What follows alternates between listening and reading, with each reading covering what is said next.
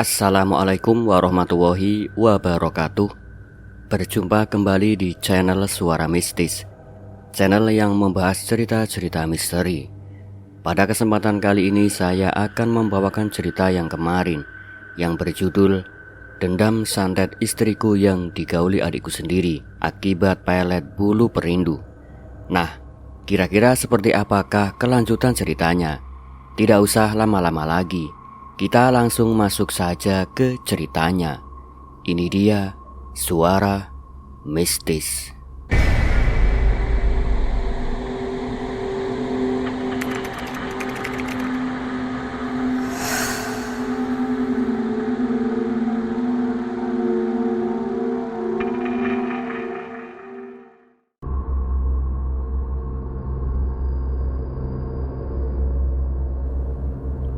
Faris mengikuti arah pandangan bayi. Di tembok, tepat di atas ranjang, ada bayang-bayang mistis bergerak lambat, seolah ada seseorang berjalan di balik dinding. Faris mengedip dan bayangan itu sekelebat lenyap. "Letakkan kotak itu di luar," perintah Faris pada Zidan. "Sekali lagi kamu bawa benda aneh ke sini, aku..." "Udah bang," potong Rania pelan. "Jangan ribut, aku capek." Zidan mengundurkan rahang. Ia menaruh kotak itu di sudut kamar dan mendekat perlahan. "Kak, boleh aku lihat sebentar?" Rania menahan nafas. Ujung jari Zidan hampir menyentuh pipi bayi. Hampir. Rania menarik Arsi cepat sekali, seperti naluri yang menyala dari sumsum. "Jangan!" Kursi goyang di ruang tengah berhenti seketika, lalu bergerak lagi lebih cepat, seperti didorong marah. Dari bawah ranjang, kendi mengeluarkan bunyi krek. Tutupnya seperti sedikit terangkat tanpa tangan. Bau misik langsung memukul tenggorokannya. "Bang, tolong ambilkan selimut," pinta Rania terburu-buru. "Yang hangat ya bang." Faris bergegas ke lemari, sementara ia membelakangi. Zidan menunduk ke Arsi. Suaranya menetes halus. "Kamu harus tenang nak, wadahnya sudah siap." "Zidan!" Faris menoleh, menatapnya sampai Zidan mundur setapak. "Kamu dengar istriku ngomong tadi?" Zidan mengangkat kedua tangan, kalah, tapi matanya tetap menatap bayi itu seperti sesuatu yang diinginkan dan ditakuti bersamaan. Siang merambat, menghapus sisa hujan, tapi dingin tinggal di ruangan seperti tamu yang menolak pulang. Rania tertidur sekejap, mata terpejam, air mata jatuh tanpa disuruh. Tubuhnya setengah sadar. Orang yang lewat di mimpi bercampur dengan bayangan yang berdiri di sudut kamar. Faris menyiapkan air hangat, mengganti kain, dan menjemur sprei. Tapi apapun yang ia lakukan, bau misik tetap tidak enyah. Ia menyelinap di lipatan bantal, bersembunyi di garis kusen, melapisi udara seperti debu yang tak kelihatan. Ketika sore jatuh, hal yang tak masuk akal mulai menjadi pola. Jejak kaki basah begitu kecil, bulat, rapi, muncul dari dekat ranjang menuju jendela. Faris mematung. Air menetes dari bekas telapak itu, padahal lantai begitu kering. Jejaknya berhenti di bawah kaca, lenyap seperti dihapus tangan tak terlihat. "Bang," Rania memanggil, suaranya serak. "Kamu di mana?" "Saya di sini." Faris menutup jejak dengan handuk lalu mendekat. "Kamu butuh apa?" Dia ketawa di atas. Rania menatap plafon, bibirnya gemetar. "Kamu gak denger?" Faris diam. Di atas tawa kecil memang terdengar tidak dari mulut Arsi, tapi dari ruang kosong di antara balok kayu. Cekikikan yang jatuh seperti tetes air, memantul lalu menghilang. Faris mengusap kepala Rania. "Kamu baca doa, aku ada di sini." Zidan mondar-mandir di ambang pintu. "Kalau kita pindahin dulu sementara, gimana bang? Ke dalam wadah ini, hanya semalam, biar aman." "Diam." Faris menatapnya tajam. kamu tidak sentuh anakku. Zidan menelan ludah, menahan sesuatu yang menggulung-gulung di lehernya. Ia melirik ke bawah ranjang, ke arah kendi. Tutupnya bergetar pelan, lalu diam lagi, seakan menunggu aba-aba. Malam turun terlalu cepat, udara menipis. Rania mengganti kain bedong Arsi. Kain lama basah dengan bau yang mengambang, bukan hanya susu, tapi misik yang manis sekaligus amis dan samar, yang bikin perut angin menolak. Pada saat itulah, dari arah lantai terdengar suara bayi menangis, tapi bukan dari pelukan Rania, bukan dari ranjang. Suara itu datang dari bawah dan dari dalam kendi. Rania membeku. "Bang." Faris mendengar juga. Mereka saling memandang. Dua orang dewasa yang tiba-tiba merasa kecil di hadapan suara yang mustahil. Tangis dari dalam kendi terdengar parau, seperti mulut mungil yang terisi cairan, memanggil tanpa kata. Rania memeluk Arsi semakin erat. Bayi di pelukannya tidur dan damai. "Ini apa?" Faris melangkah pelan ke bawah ranjang. "Jangan!" Rania menjadi setengah-setengah berbisik. "Jangan diangkat, jangan disentuh, Bang." Terlambat, tutup kain terbuka sendiri. Ada kilau licin di sana. Ada putaran bulu halus yang bergerak, dan di sela riak cairan, seperti ada bentuk kecil mengambang, samar, berusaha menggapai permukaan. "Bismillahirrahmanirrahim." Faris mundur menahan muntah. Ini bukan dari Allah." Zidan menutup wajah dengan telapak. "Mak Rukia bilang kalau sudah begini harus pindah. Harus ada wadahnya, biar yang lain tinggal di situ, bukan di bayi." Rania memelototinya, luka di suara jadi tajam. "Kamu mau tukar apa dengan siapa? Itu anak bukan benda. Kalau Kak Rania kenapa-kenapa?" Zidan menggertak, tubuhnya gemetar. "Kamu pikir aku mau kamu hilang lagi? Aku cukup." Faris berdiri di antara mereka. "Keluar kamu." Zidan menolak, tapi akhirnya mundur ke ambang pintu, menelan amarahnya seperti api yang dipaksa masuk kerongkongan. Detik berikutnya berlangsung seperti potongan film yang terbalik. Lampu kamar berkedip sekali, 2 kali, lalu padam sepersekian detik. Angin dingin masuk dari celah yang tertutup tirai naik tanpa alasan. Rania memejam, bibirnya bergerak. "Arsi sayang, jangan pergi." Ia mencium kening bayi berulang-ulang, seperti doa yang diberi bibir. Di saat itulah Arsi hilang begitu saja di pelukan Rania. Kain bedong kosong, lengan Rania memeluk udara. Suara Rania pecah, bukan jerit, bukan tangis, melainkan bayi yang hanya bisa dikeluarkan seorang ibu saat sesuatu yang lebih besar dari neraka merobeknya dari dalam. "Bang, Arsi, Arsi." Rania meraba-raba, matanya liar, napasnya terpatah-patah. Faris menunduk ke ranjang, ke lantai, ke setiap sudut kamar. "Arsi, Arsi." Kursi goyang di luar depan berhenti mendadak. Di bawah ranjang, tangis bayi dari dalam kendi berubah menjadi ketawa kecil, pendek dan dingin, lalu diam total. Sunyi menggantung berat. Rania memeluk kain bedong yang kosong. Tubuhnya berguncang. "Ya Allah." 1 detik, 2 detik, 10. Waktu kehilangan bentuk. Dari titik hampa itu, Arsi muncul kembali. Tiba-tiba di pelukan Rania. Begitu saja, seolah ruang menutup luka yang barusan dibukanya. Tubuh kecil itu begitu hangat, tapi keningnya basah seperti habis dicium hujan. Bibirnya keunguan, garis tipis ungu yang menakutkan di mulut sekecil itu. Rania menjerit, lalu menciumnya. "Arsi, Arsi, kamu jangan begitu. Jangan tinggal sendiri." Faris menempelkan telinga ke dada bayi. Detak ada, cepat, tapi ada. Ia mengusap bibir mungil itu, mengembuskan napasnya sendiri, lalu menepuk punggung kecil itu dengan ritme doa. Setelah beberapa detik yang terasa seperti melewati jurang, bibir Arsi kembali pucat muda. Rania menangis tanpa suara. Faris menatap dinding. Di sana, tepat di atas papan ranjang, bulu perindu menempel sendiri, basah dan menghitam. Ia menulis pelan sehelai garis menggurat di cat yang lembab. Huruf demi huruf yang tidak wajar bisa ditulis oleh sesuatu yang lebih ringan dari rambut. Bayar janji. Zidan mundur selangkah. Punggungnya menyentuh kusen.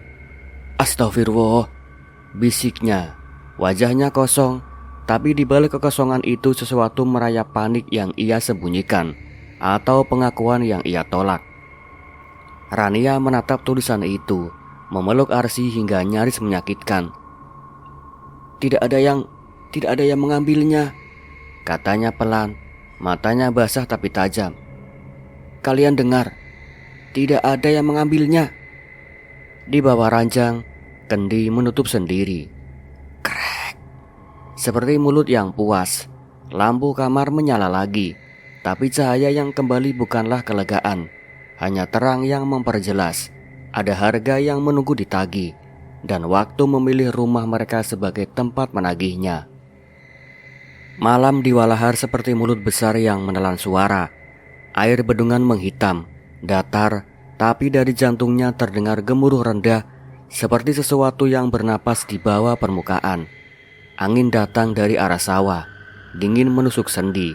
Di dahan ketapang, plastik tersangkut berkibar pelan, mengeluarkan bunyi seret yang membuat telinga angin menutup. Faris memacu motor melewati jalan becek. Rania membonceng sambil memeluk Arsy erat-erat.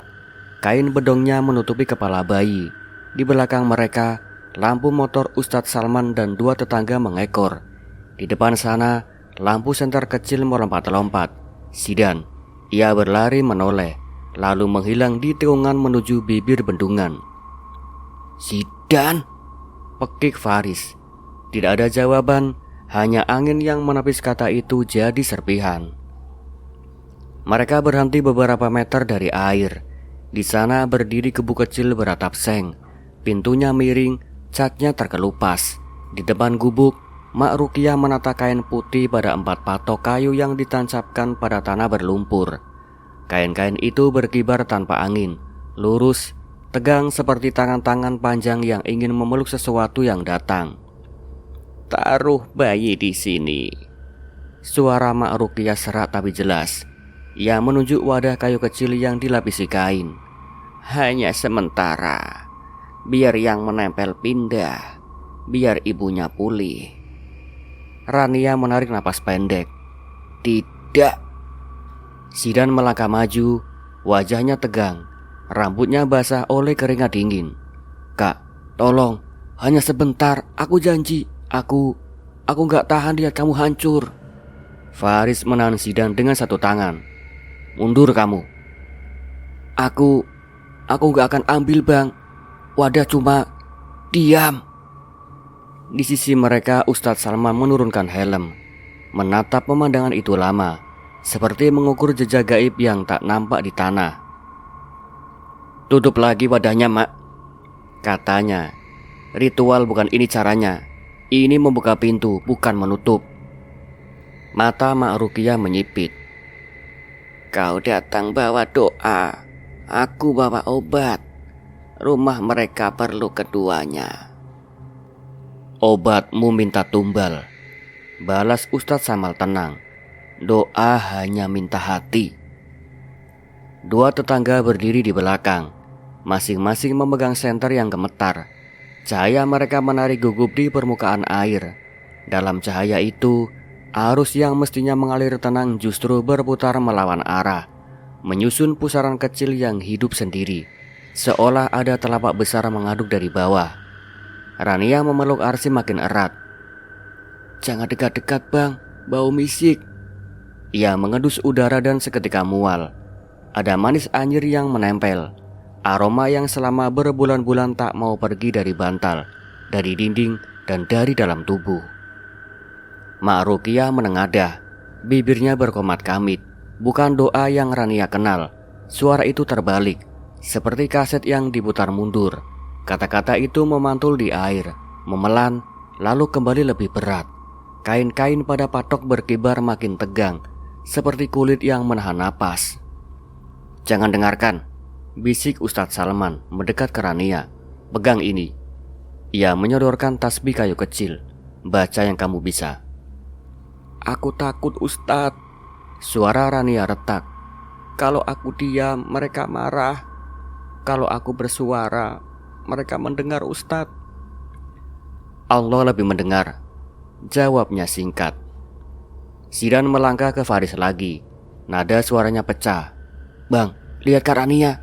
Lihat, tangannya dingin. Lihat matanya bang. Kita sudah terlalu lama. Aku salah. Tolong kita selesaikan malam ini. Faris menatap adiknya lama. Kamu yang mulai semua ini Zidan. Ya. Zidan mendongak menantang langit. Seperti angin dihukum. Aku yang mulai. Ya, aku salah. Tapi aku juga mau yang benar sekarang. Biar aku yang bayar. Rania menoleh cepat. Kau pikir ini pasar? Kau pikir dosa bisa ditukar dengan uang kembalian? Zidan memejam, mengangguk kecil seperti menelan paku. Mak Rukia menepuk wadah kayu. Bunyi itu memanggil sesuatu dari dalam air. Pusaran di permukaan melebar. Dari pinggir bendungan, bayang-bayang lelaki bermunculan satu persatu, rapat dan berdiri diam. Wajah-wajah yang pernah Rania lihat dalam mimpi buruk. Mata-mata yang pernah ia tinggalkan di tikungan pasar. Tangan-tangan yang dulu menyodorkan hadiah, dompet, janji yang manis selalu yang pulang dengan kepala kosong. Mereka berdiri seperti saksi. Sebagian menggenggam sesuatu yang tak terlihat. Sebagian memeluk udara seperti menimang bayang anak. Di dada mereka ada noda gelap sebesar telapak, seperti bekas janji yang tidak pernah dipenuhi. Jangan lihat mereka, ujar Ustadz Salman. Lihat aku. Ia berdiri di antara Rania dan garis air. Kita pulangkan yang bukan hakmu, wahai yang menempel. Suaranya rendah dan mantap. Ia mulai ruqyah. Ayat-ayat pendek meluncur dari mulutnya. Diulang, dipotong, disambung lagi. Ritme yang memecah rasa takut jadi potongan-potongan kecil yang bisa dipegang. Mak Rukia membalas dengan gumamam cepat. Tangan kirinya mengusap udara di atas wadah. Tangan kanannya menarik bulu perindu dari saku. Sehelai itu hitam, licin, bergerak sendiri seperti cacing halus yang diberi perintah. Ia meneteskan misi ke ujungnya. Aroma langsung meledak di udara. Rania tersentak. Rambutnya terangkat oleh angin yang tak ada, bebas dari jilbabnya yang melorot. Seolah napas panas dari bawah permukaan air menyalakan helaian itu satu persatu. Ada sensasi terbakar di kulit kepala. Bukan api yang terlihat, tapi panas yang merayap dari akar rambut, naik ke ubun-ubun menuruni tengkuk. Aku gak kuat. Rania meringkuk memeluk Arsi lebih erat.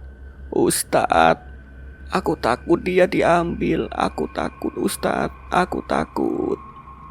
Lihat aku, kata Ustadz Salman lagi. Matanya tajam, suaranya jadi jangkar. Bang Faris berdiri di sampingnya. Tahan bahunya. Kalau ada yang bicara dari mulutnya, jangan diikuti. Faris menempatkan diri. Satu telapak di bahu Rania, satu lagi menahan punggung.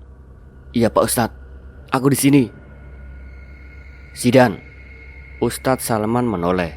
Mundur. Lepas semua niatmu sekarang juga. Zidan menggigil, berdiri tepat di garis patok. Kalau aku mundur, dia hilang Ustadz. Kalau kamu maju, kalian bertiga hilang, balas Ustadz Salman tanpa menaikkan suara. Di air pusaran meluas, melawan arus. Busanya memutih tapi tidak memecah, hanya berputar makin cepat, seperti mata yang dibuka lebar dan menelan cahaya. Bayang-bayang lelaki di pinggir air mulai mengangkat tangan dan serempak. Dalam serempak itu ada irama yang bukan manusia. Taruh bayinya, ucap Mak Rukia. Suaranya bukan tanya tapi perintah yang berat. Hanya sebentar saja.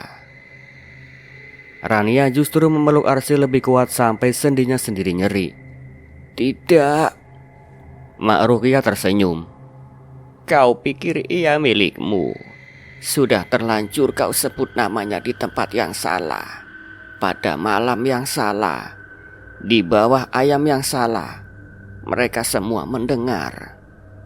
Cukup. Ustadz Salman melangkah lebih maju, mengangkat tangan. Doanya menajam.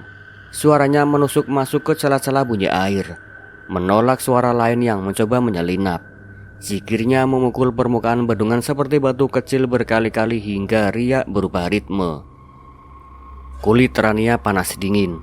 Dada yang pernah menghitam terasa ditarik dari dalam, seperti ada tali di balik kulit, ditarik ke arah air.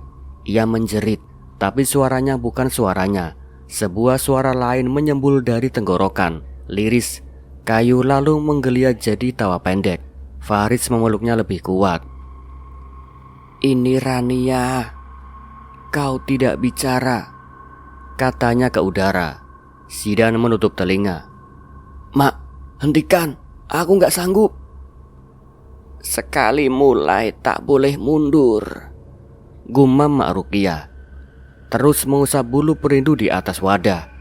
Ujung bulu menuliskan garis di udara. Tak terlihat tapi terasa. Sebab setelah itu kain-kain pada patok menegang sampai hampir sobek tanpa angin. Di balik kain seperti ada bentuk yang mendorong ingin keluar. Tiba-tiba konsleting kecil suara cek tajam muncul dari senter tetangga. Gelap sejenak, lalu kembali. Dalam gelap yang cuma sekejap itu, Rania merasakan pelukan di lengannya kosong. Bang, suaranya runtuh. Arsi bang. Arsi tidak dipelukannya. Semesta bergerak lambat.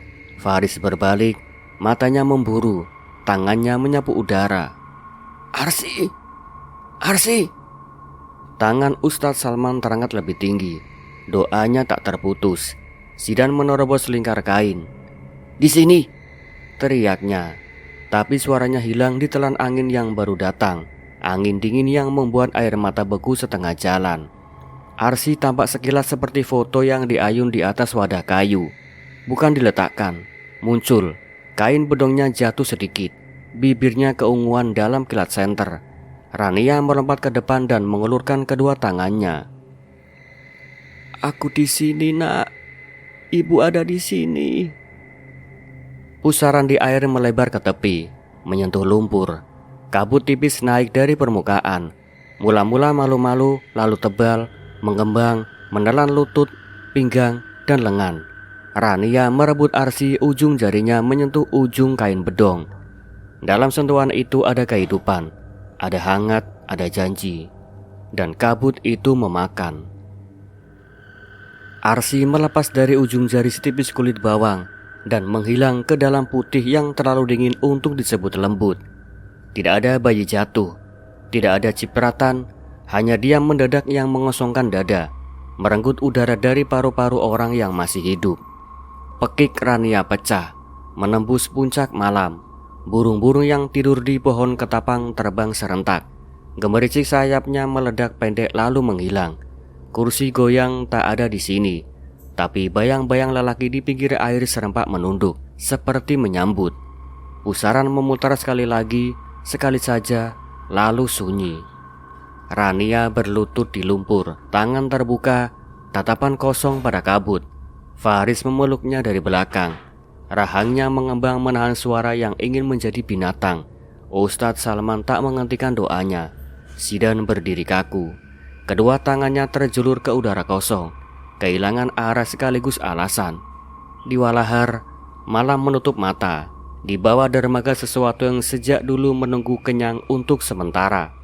Angin yang lewat membawa pulang sisa misik, sisa anyir, dan satu nama yang ditinggal menggantung di bibir orang-orang yang tak berani menyebutnya keras-keras. Arsi. Malam Karawang basah oleh kabut. Setelah kehilangan Arsi di bendungan, tubuh Rania semakin ringkih. Ia tak lagi makan, matanya sayu, suaranya seperti terpotong. Hingga suatu dini hari, Faris menemukannya tergeletak di lantai kamar. Bibirnya pucat, tangannya dingin. Napas terakhirnya bagai bisikan yang lebih sunyi dari doa. Arsi, tunggu ibu. Tubuh itu diam, tapi udara di sekelilingnya tetap berdenyut. menyisakan aroma amis bercampur manis minyak misik. Faris mengguncangnya, menjerit memanggil namanya. Namun dunia sudah menutup pintu. Tapi kematian Rania bukanlah akhir. Malam-malam setelahnya, Karawang menjadi saksi perubahan. Dari tubuh yang pernah dicintai, lahirlah arwah yang indah sekaligus membusuk. Rania kembali, tak sepenuhnya manusia. Rambut panjangnya mengkilap, kulitnya tampak bercahaya dalam cahaya redup. Tapi di dada yang dulu membusuk kini menguar aroma anyir yang menusuk. Ia adalah Ratu Anyir, sensual, dendam dan tak bisa ditolak. Zidan merasakan kehadirannya pertama kali. Di kamar kontrakannya, setiap cermin menolak menampilkan wajahnya sendiri. Yang muncul hanyalah Rania, berdiri di belakang, bibirnya menyebut lirih. "Suami kecilku." Zidan menggigil, tapi matanya terpaku. Ada sesuatu yang sakit tapi nikmat di sana. Dominasi yang menekan dadanya hingga sulit bernafas. Pada malam ketiga ia terbangun karena sentuhan di leher. Napas dingin mengusap kulitnya, lembut tapi menusuk tulang. Spray yang semula wangi sabun berubah amis, basah seperti direndam darah basi. Ia menoleh cepat, tapi hanya menemukan bayangan Rania di sudut kamar dan membungkuk, memelototi dengan mata berkilat. "Aku milikmu, Kak Rania." Suara Zidan terpotong. Ia memukul dada sendiri dan panik. Di kulit dadanya timbul luka busuk kecil, lingkar lalu menjalar. Luka itu membentuk huruf-huruf asing. Doa terbaik yang seakan ditulis dari dalam tubuhnya. Zidan meraung, tapi erangan itu terdengar seperti rintihan penuh gairah. Sementara itu, Faris dihantui rasa bersalah yang mengiris. Setiap malam ia mendengar tangisan Rania di ruang tamu, bercampur suara bayi yang tidak lagi ada. Ia memejamkan mata, berdoa, tapi di dalam kepalanya muncul wajah istrinya, bukan sebagai korban, melainkan sebagai penggoda yang kembali menagih janji. "Aku masih istrimu, Faris." Bisikan itu mengisi telinganya, penuh murka dan cinta sekaligus. Faris meninju dinding, menangis, tak sanggup membedakan antara rindu dan ngeri. Di sisi lain, Zidan makin terjerat. Ia mulai menunggu kedatangan Rania. Tubuhnya penuh luka busuk, tapi tiap kali Rania muncul, ada rasa candu yang tak bisa ia lawan. Seperti sadomasokis yang menemukan tuannya, ia menerima sakit yang gemetar, merasa dikuasai sepenuhnya.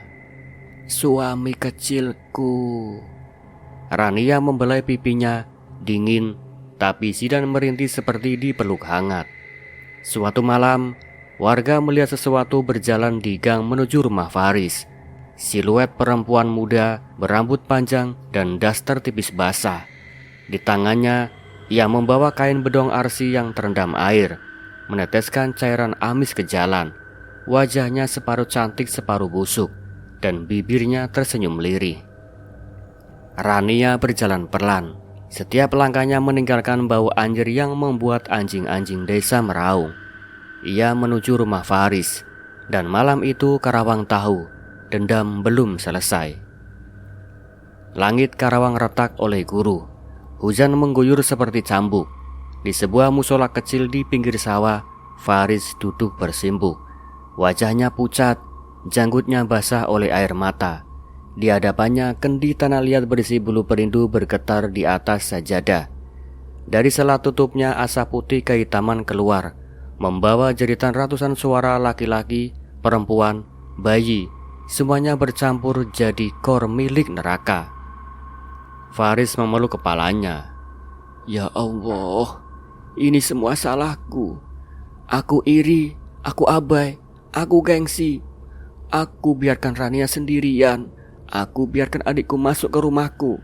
Aku suami yang gagal." Suaranya pecah. "Ambil semua itu dariku. Aku serahkan diriku padamu, ya Allah." Kendi bergetar makin keras, seperti ada yang berusaha keluar. Sementara itu, di gubuk reot tepi walahar, Zidan duduk di hadapan Mak Rukiah. Tubuhnya penuh luka busuk dan napasnya berat. Mak, tolong aku. Balikan semua ini, Mak. Aku gak kuat dihantui, Mak. Mak Rukiah mengangkat dagunya, matanya kosong. Balik santet bukan perkara murah. Kau sudah ikat bulu perindu dengan nafsu. Balikannya butuh darah dan api. Kau sanggup. Aku sanggup, Mak. Asal dia kembali padaku. Mak Rukiah menyiapkan dupa, minyak dan seikat rambut yang masih basah amis. Kalau begitu, kita undang dia. Petir menyambar, musola kecil bergetar. Kendi di hadapan Faris retak, mengeluarkan cahaya hijau pucat. Dari balik asap, Rania muncul. Wujud terakhirnya anggun, rambutnya panjang berkilau meski sebagian terbakar angin. Wajahnya separuh cantik, separuh hancur oleh busuk. Ia memeluk kain bedong yang kosong, menyandarkan pipinya pada kain itu dengan kasih sayang yang menyayat. Faris.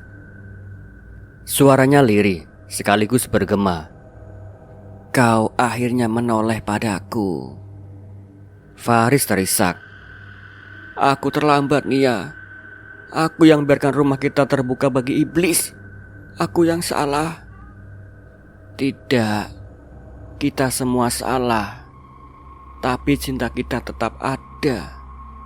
Rania tersenyum samar, bibirnya retak. Aku lelah. Aku ingin pulang. Di saat yang sama di Gebuk Walahar, ritual Mak Rukiah mencapai puncak. Ia menancapkan jarum ke wadah kayu. Zidan menjerit, kulit dadanya terbakar dari dalam. Luka busuk di dadanya menyala seperti bara, menyembur api tak terlihat. Ia meronta, meraih lengan Mak Rukiah. Mak, tolong aku, Mak. Mak Rukiah justru terseret. Dari bawah lantai gubuk, air hujan memancar, menelan kakinya sampai pinggang. Ia menjerit, wajahnya dipelintir panik. Lepaskan aku, lepas. Tapi semakin ia meronta, semakin dalam tubuhnya ditarik.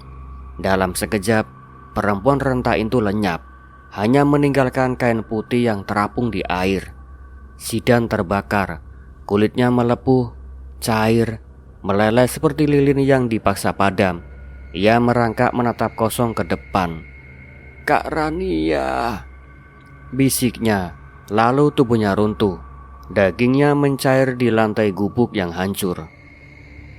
Di musola, Faris menghantam kendi dengan batu. Pecahannya meleset, dan dari dalam keluar semburat asap bercampur jeritan panjang.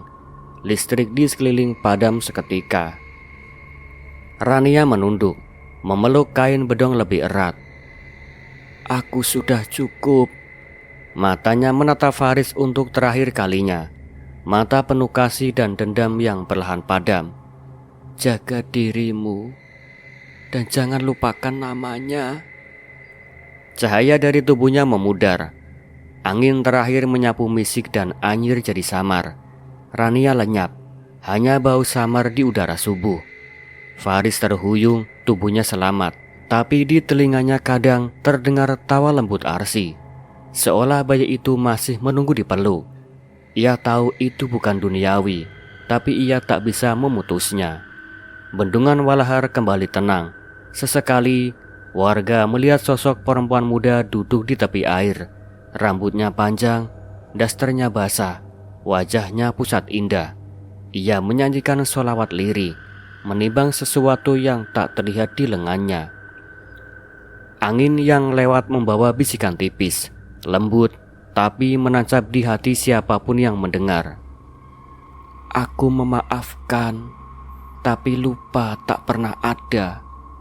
Dan di bawah air hitam Walahar, suara bayi menangis samar, lalu terdiam lagi. Dan cerita pun selesai. Nah, bagaimana menurut kalian dengan cerita ini, teman-teman? Kalau menurut saya cerita ini sangat bagus sekali ya, dan begitu menguras energi. Nah, buat kalian yang belum subscribe channel Suara Mistis, jangan lupa di subscribe terlebih dahulu ya. Jangan lupa like dan komen, nyalakan lonceng notifikasinya agar kalian tidak ketinggalan notifikasi cerita-cerita terbaru dari Suara Mistis. Akhir kata saya pamit undur diri. Sekian, wassalamualaikum warahmatullahi wabarakatuh.